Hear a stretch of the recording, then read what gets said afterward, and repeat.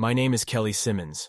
On May 7, 1978, at approximately 10:20 p.m., I was involved in an accident that, according to the EMTs and police, should have been fatal. Of course, the should was in terms of earthly logic. The event I'm about to tell occurred outside the realm of terrestrial rationality. 3 foreboding incidents preceded the accident. I looked across the street after coming to a complete stop at a stop sign and thought, "Oh, good.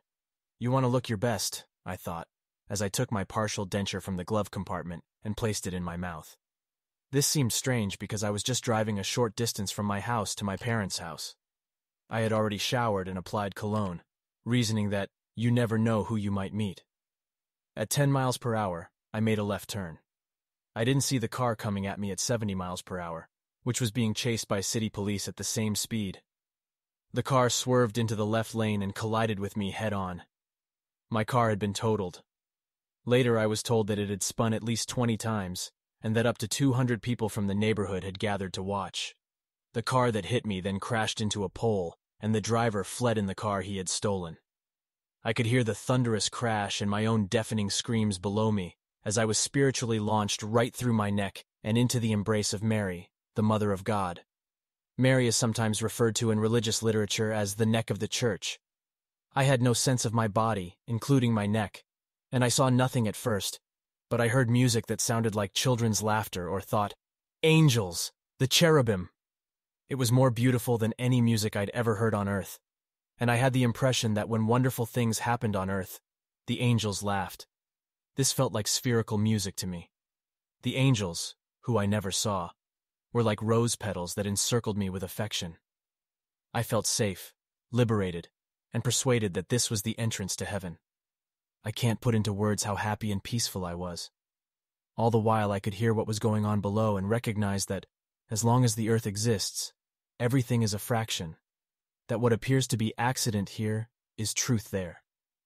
As an Episcopalian, I saw the portion as representing the body of Christ. Then I heard the words Mary and whim, which told me that Mary and her angels were merriment, and God's will was his whim up there. This divides the fraction into merry whim, dreary will. The notion that God's will was his whim in reality implied to me that the wind, which blows as it pleases, was the fraction's resolve. "The answer, my buddy, is blowing in the wind," says a beautiful song. The wind represented the Holy Spirit. Suddenly I saw what I can only describe as souls going back and forth across the divide between life and death, with their heads veiled as if they were monks and nuns. I felt tremendous compassion for those whose deaths seemed useless, for those whose deaths seemed cruel, and for those whose mourning for their loved ones was unbearable. Yet, as St. Julian of Norwich remarked, "Everything is well, and all that shall be good." I felt full serenity and wanted to stay there forever. I was eager to see my relatives and settle in. Yet that was not the case, because Mary was whispered to me again, and this time I understood it to be my younger sister Mary Elizabeth, who has Down syndrome, and will need me to be her legal guardian if anything happens to our mother or father, which indeed proved to be the case. My ardent desire to remain where I was for all eternity was instantly refocused, and I was back in my car. I was giggling hysterically as I returned to my body in the car.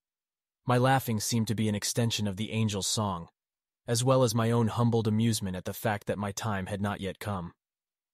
Unexpectedly, my earth angel arrived at the left car door, to quote another song. He looked the part, with a long hair, the nicest eyes, and an otherworldly authority. He beckoned for me to roll down the window and advised me to stop laughing right away, since the coming EMTs might think I needed to be hospitalized. "But," I asked, "do you know what it was like? And how ironic that I didn't graduate?"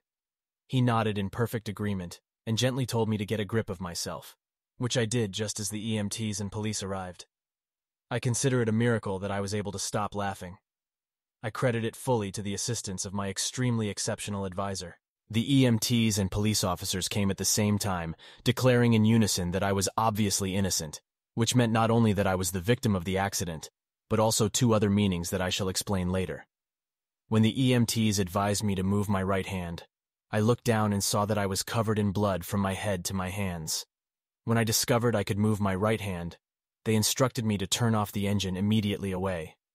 I was also relieved to discover that I could move my left hand, considering I'm a pianist. Afterwards, I was told that turning off the engine was unquestionably responsible for my survival. They put on a beautiful neck collar and slowly pulled me from the automobile, telling me not to move. I had stopped laughing, but the smile on my face would not go away. I wished to remain in heaven, but God had a job for me to accomplish here, and the whole thing struck me as absurd. I apparently shined, according to the EMTs, and I thought, if you only knew where I'd been. I was overwhelmed with compassion and gratitude for everyone who helped me. It was something I had received directly from heaven. These calm and trusting patients were, of course, physical signs of shock, but they were a magnificent spiritual blessing. The only harm discovered in the emergency room was whiplash, but 2 bleeding arteries had to be stopped off. My head was wrapped in a kerchief. I was sent home and told not to wash my hair or disturb my head in any manner for the next 5 days. They had detected no evidence of a concussion, so I was concerned. They offered me pain relievers and Valium, but I refused because I was not in discomfort. My parents and Mary Elizabeth drove to Hartford the next day to pick me up and take me home.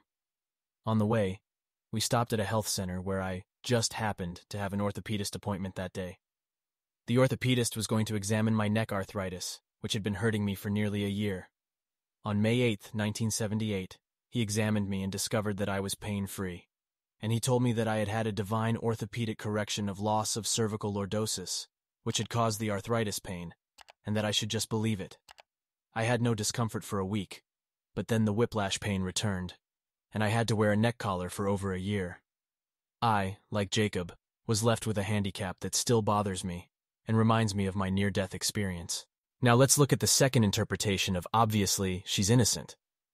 I had been attending an Episcopal church on a regular basis after years of avoiding it as a result of a conversion experience in my early 30s. I am a PK, preacher's kid, who had not only the usual resentment of her situation's goldfish bowl-like atmosphere, but also that her father was the source of the initial sexual abuse in her life, which was followed by many more instances. I was radiant with joy after my conversion, which occurred after I told a priest about my father's abuse of me, and the priest's wife mistook this for a sign that I had set my cap for her husband. This was not the case, and I am no saint. I was far too vulnerable and grateful at the time to sense God as a real presence in my life to be interested in fooling around. I had just finished a letter to the priest telling him that I would no longer be able to attend his church because his wife had stopped attending services because of me.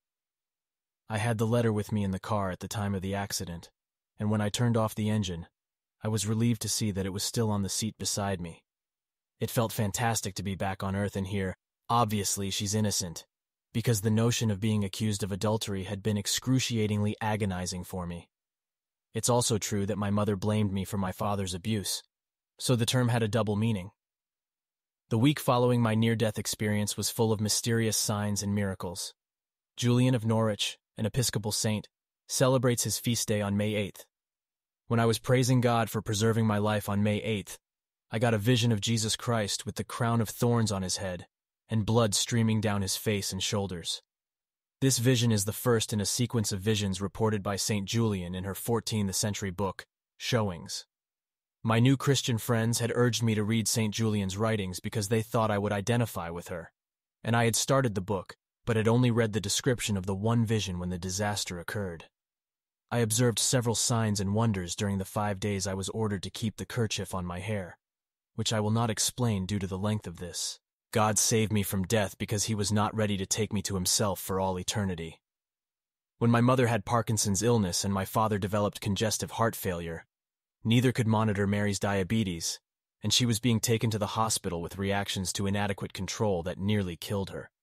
I held meetings with social workers, doctors, nurses, and a possible foster family for approximately a year before the foster family consented to take Mary in and eventually adopt her. Mary spent 10 happy years with her adoptive family before passing away as a result of a shower fall that led her to flatline. Because Mother was in heaven and it was too much for Dad, I was her legal guardian and took care of removing the plug. So I finished what I was sent back here to complete. But that was a while ago.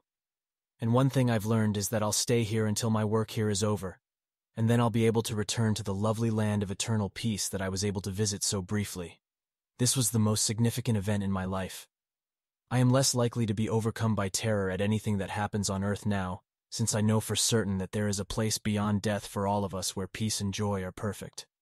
Watch this near-death experience about a woman who died and talked to angels, and she proceeds to share her realization about abortion. It's pretty remarkable.